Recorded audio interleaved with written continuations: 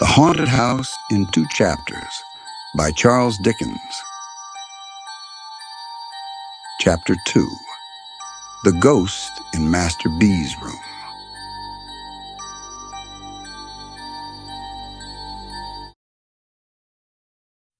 When I established myself in the triangular garret which had gained so distinguished a reputation, my thoughts naturally turned to Master B.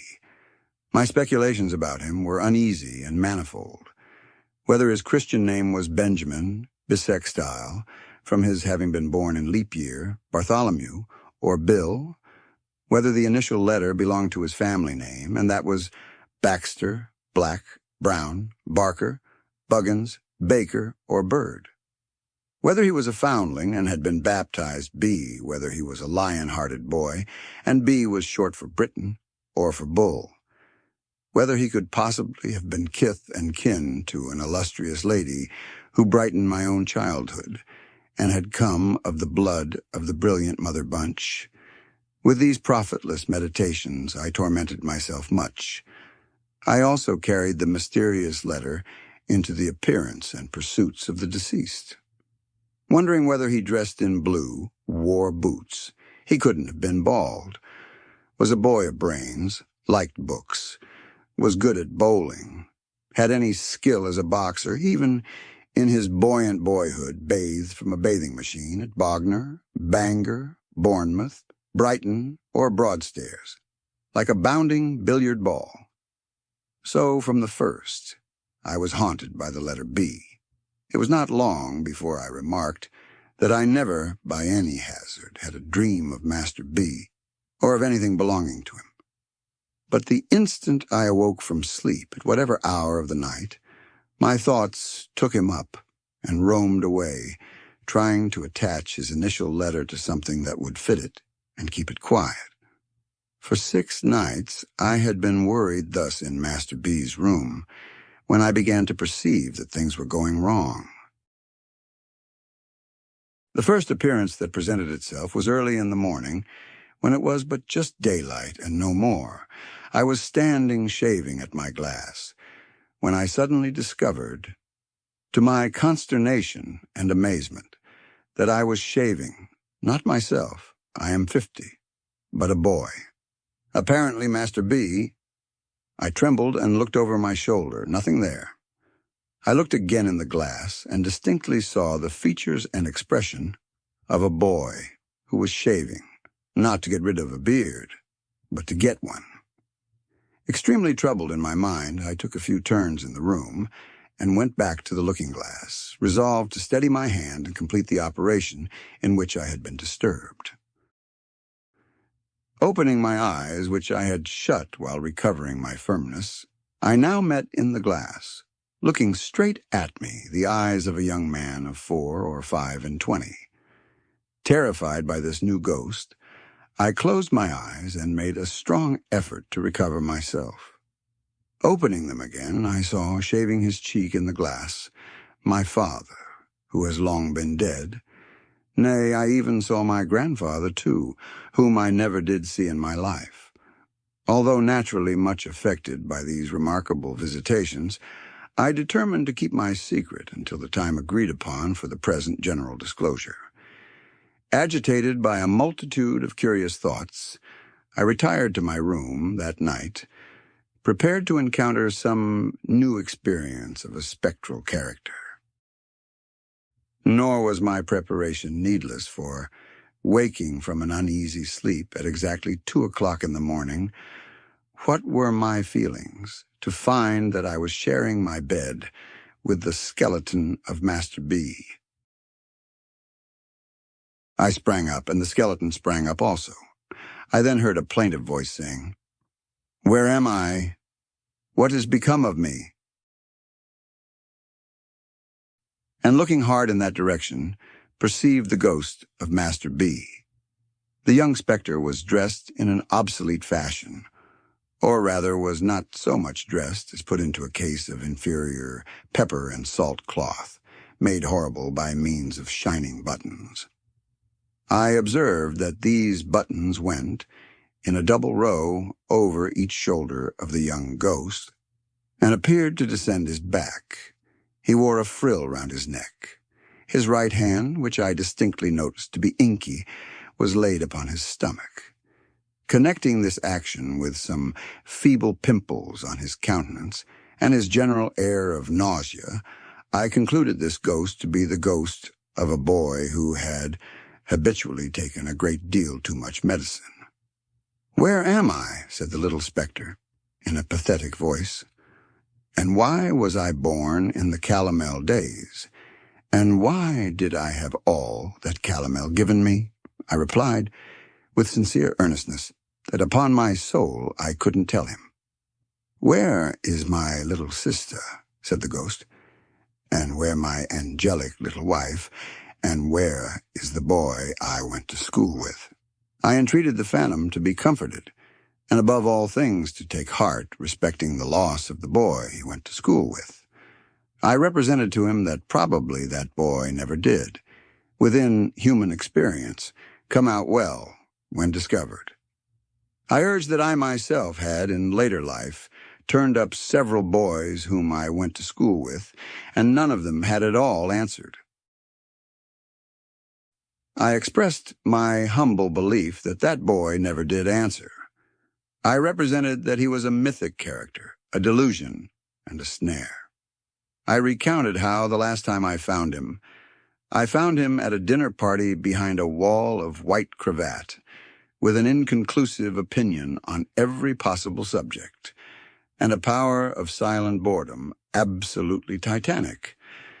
I related how, on the strength of our having been together at old Doylance's, he had asked himself to breakfast with me. A social offense of the largest magnitude.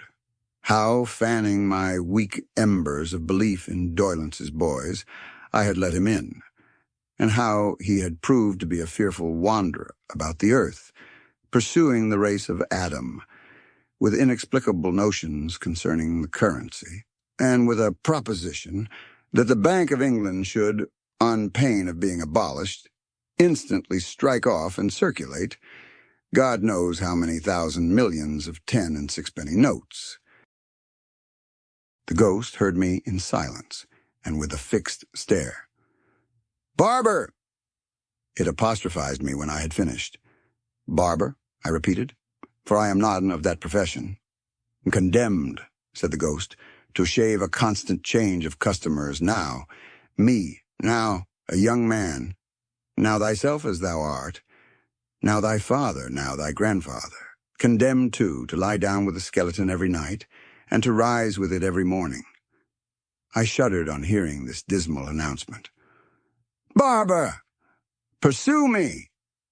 I had felt, even before the words were uttered, that I was under a spell to pursue the phantom. I immediately did so, and was in Master B's room no longer. Most people know what long and fatiguing night journeys had been forced upon the witches who used to confess, and who, no doubt, told the exact truth, particularly as they were always assisted with leading questions, and the torture was always ready. I asseverate that during my occupation of Master B's room, I was taken by the ghost that haunted it, on expeditions fully as long and wild as any of those. Assuredly, I was presented to no shabby old man with the goat's horns and tail, something between Pan and an old clothesman, holding conventional receptions, as stupid as those of real life and less decent. But I came upon other things which appeared to me to have more meaning. Confident that I speak the truth and shall be believed, I declare without hesitation that I followed the ghost, in the first instance on a broomstick, and afterwards on a rocking horse. The very smell of the animal's paint, especially when I brought it out, by making him warm, I am ready to swear to. I followed the ghost afterwards in a hackney coach, an institution with the peculiar smell of which the present generation is unacquainted, but to which I am again ready to swear as a combination of stable, dog with the mange, and very old bellows. In this, I appeal to previous generations to confirm or refute me. I pursued the phantom on a headless donkey, at least upon a donkey who was so interested in the state of his stomach that his head was always down there, investigating it. On ponies, expressly born to kick up behind, on roundabouts and swings from fairs.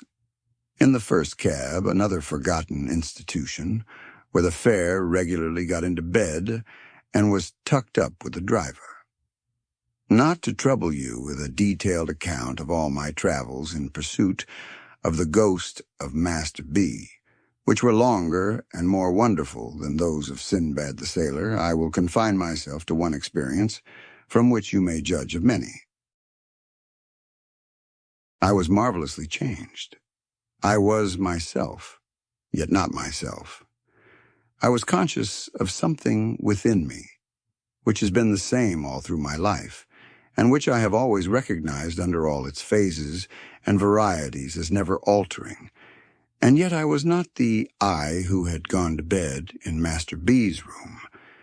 I had the smoothest of faces and the shortest of legs, and I had taken another creature like myself, also with the smoothest of faces and the shortest of legs, behind a door, and was confiding to him a proposition of the most astounding nature. This proposition was that we should have a seraglio. The other creature assented warmly. He had no notion of respectability, neither had I. It was the custom of the East. It was the way of the good Caliph Harun al-Rashid. Let me have the corrupted name again for once. It is so scented with sweet memories. The usage was highly laudable, and most worthy of imitation. "Oh, yes, let us," said the other creature with a jump, "have a seraglio." It was not because we entertained the faintest doubts of the meritorious character of the Oriental establishment we proposed to import that we perceived it must be kept a secret from Miss Griffin. It was because we knew Miss Griffin to be bereft of human sympathies and incapable of appreciating the greatness of the great Harun. Mystery impenetrably shrouded from Miss Griffin, then, let us entrust it to Miss Boole. We were 10 in Miss Griffin's establishment by Hampstead Ponds, 8 ladies and 2 gentlemen. Miss Boole, whom I judged to have attained the ripe age of 8 or 9, took the lead in society. I opened the subject to her in the course of the day and proposed that she should become the favorite. Miss Boole, after struggling with the diffidence so natural to and charming in her adorable sex, expressed herself as flattered by the idea, but wished to know how it was proposed to provide for Miss Pipson. Miss Boole, who was understood to have vowed towards that young lady a friendship halves and no secrets until death, on the church service and lessons complete, in 2 volumes with case and lock, Miss Boole said she could not, as the friend of Pipson, disguise from herself or me that Pipson was not one of the common. Now Miss Pipson, having curly hair and blue eyes, which was my idea of anything mortal and feminine that was called fair, I promptly replied that I regarded Miss Pipson in the light of a fair Circassian. "And what then?" Miss Boole pensively asked. I replied that she must be inveigled by a merchant, brought to me veiled, and purchased as a slave. The other creature had already fallen into the second male place in the state, and was set apart for Grand Vizier. He afterwards resisted this disposal of events, but had his hair pulled until he yielded. "Shall I not be jealous?" Miss Boole inquired, casting down her eyes. "Zobeide, no," I replied. "You will ever be the favorite sultana. The first place in my heart, and on my throne, will be ever yours." Miss Boole, upon that assurance, consented to propound the idea to her 7 beautiful companions. It occurring to me, in the course of the same day, that we knew we could trust a grinning and good-natured soul called Tabby, who was the serving drudge of the house, and had no more figure than one of the beds, and upon whose face there was always more or less blacklead, I slipped into Miss Boole's hand after supper a little note to that effect, dwelling on the blacklead as being, in a manner, deposited by the finger of Providence, pointing Tabby out for Mesrour, the celebrated chief of the blacks of the harem. There were difficulties in the formation of the desired institution, as there are in all combinations. The other creature showed himself of a low character, and when defeated in aspiring to the throne, pretended to have conscientious scruples about prostrating himself before the caliph. Wouldn't call him commander of the faithful, spoke of him slightingly and inconsistently as a mere chap, said he, the other creature, wouldn't play, and was otherwise coarse and offensive. This meanness of disposition was, however, put down by the general indignation of an united seraglio, and I became blessed in the smiles of 8 of the fairest of the daughters of men.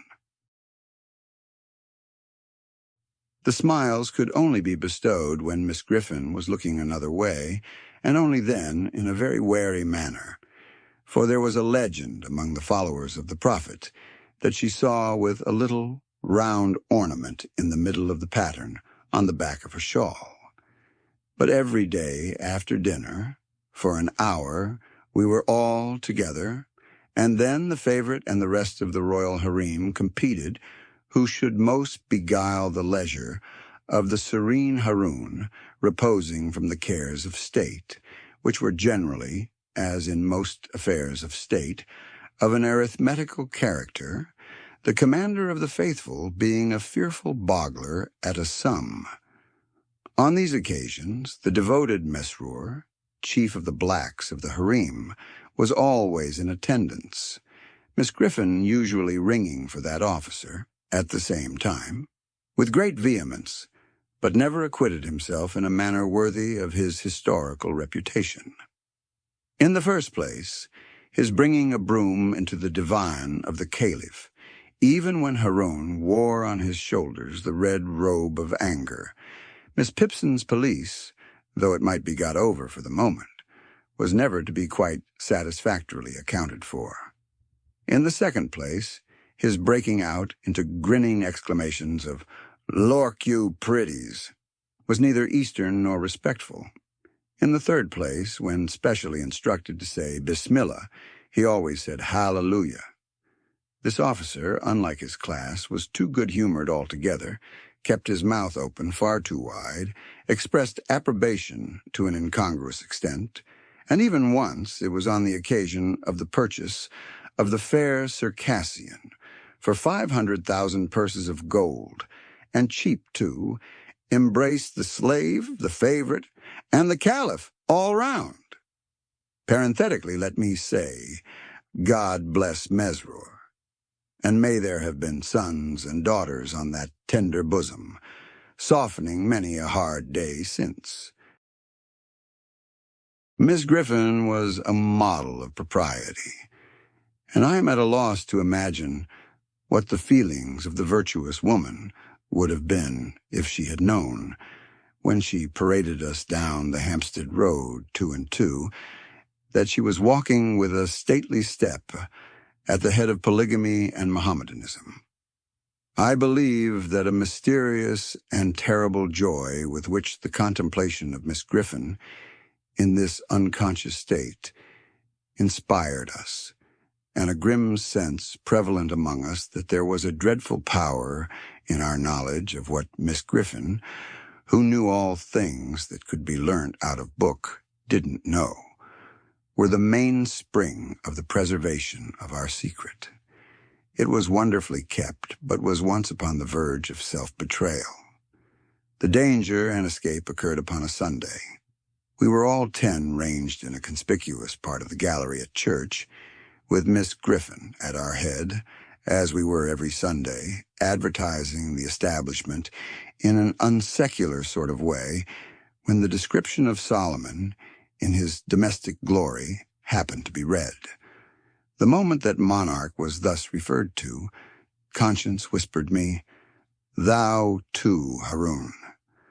The officiating minister had a cast in his eye, and it assisted conscience by giving him the appearance of reading personally at me. A crimson blush, attended by a fearful perspiration, suffused my features. The Grand Vizier became more dead than alive, and the whole seraglio reddened as if the sunset of Baghdad shone direct upon their lovely faces. At this portentous time, the awful griffin rose and balefully surveyed the children of Islam. My own impression was that church and state had entered into a conspiracy with Miss Griffin to expose us, and that we should all be put into white sheets and exhibited in the center aisle. But so westerly, if I may be allowed the expression as opposite to Eastern associations, was Miss Griffin's sense of rectitude, that she merely suspected apples, and we were saved. I have called the seraglio united.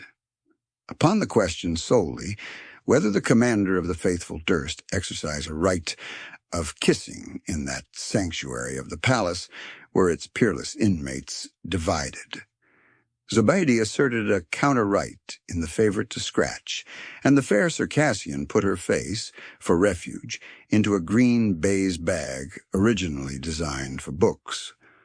On the other hand, a young antelope of transcendent beauty from the fruitful plains of Camden Town, whence she had been brought by traders in the half-yearly caravan that crossed the intermediate desert after the holidays, held more liberal opinions, but stipulated for limiting the benefit of them to that dog, and son of a dog, the Grand Vizier, who had no rights and was not in question. At length, the difficulty was compromised by the installation of a very youthful slave as deputy. She, raised upon a stool, officially received upon her cheeks the salutes intended by the gracious Haroun for other sultanas, and was privately rewarded from the coffers of the ladies of the harem.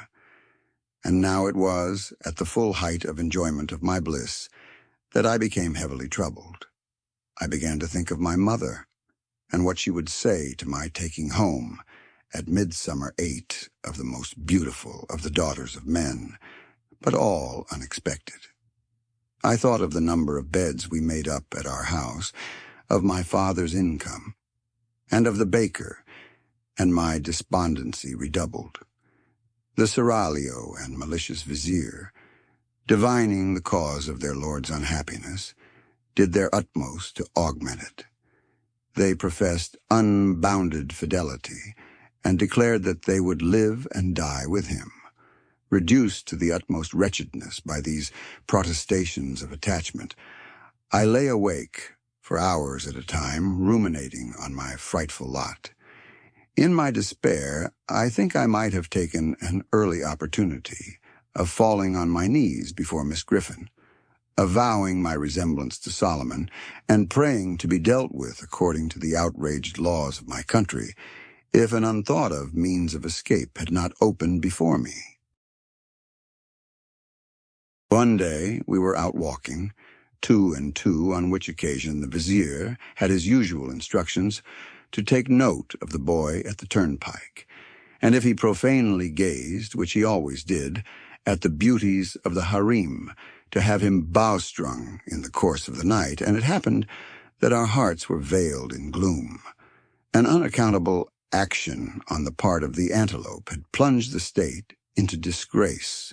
That charmer, on the representation that the previous day was her birthday, and that vast treasures had been sent in a hamper for its celebration, both baseless assertions, had secretly but most pressingly invited 35 neighboring princes and princesses to a ball and supper, with a special stipulation that they were not to be fetched till 12.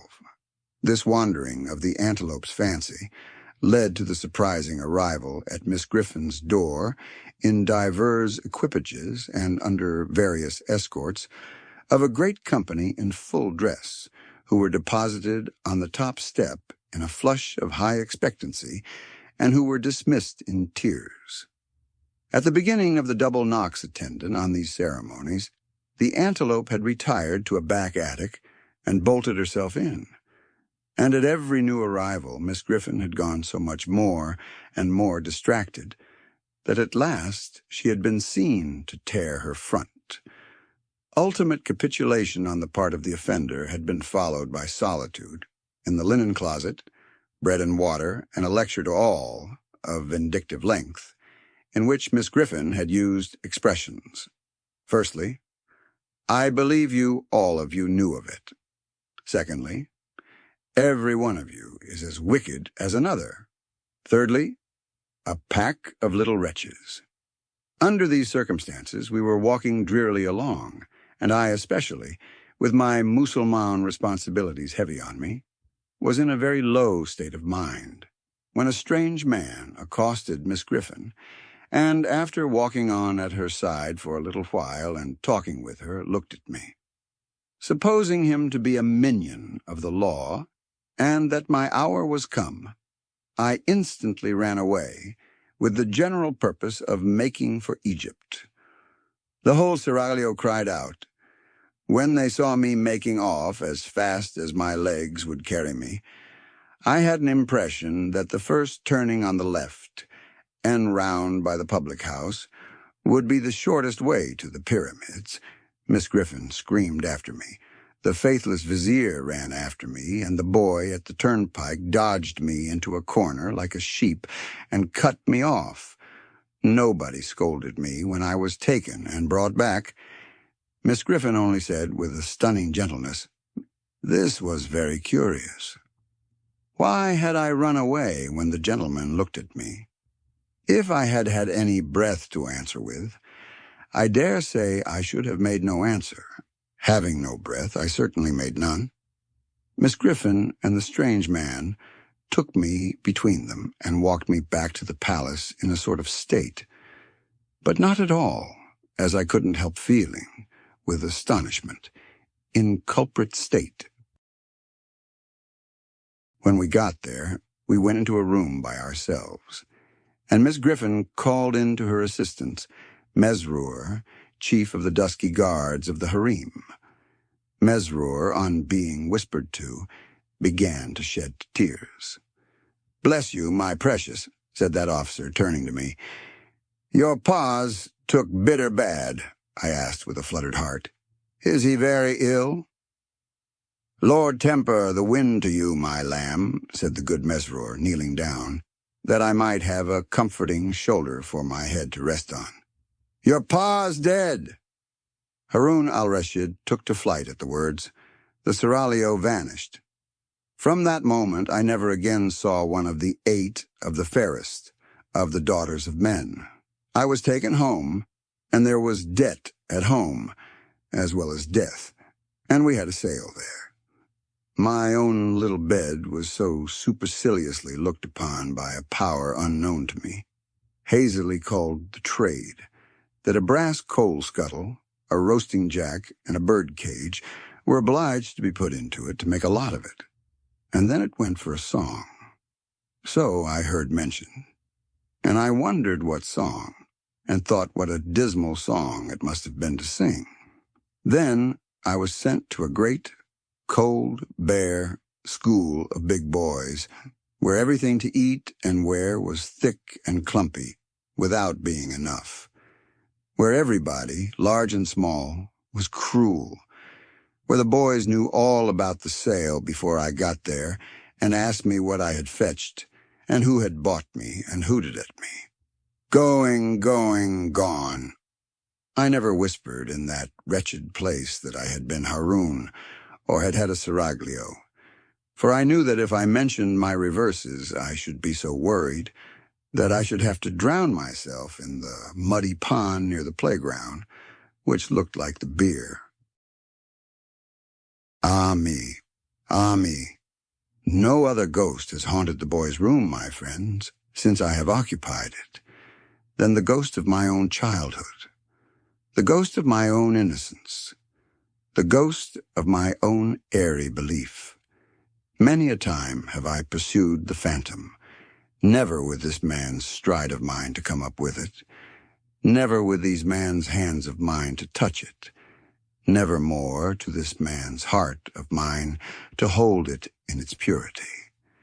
And here you see me working out, as cheerfully and thankfully as I may, my doom of shaving in the glass, a constant change of customers, and of lying down and rising up with the skeleton allotted to me for my mortal companion.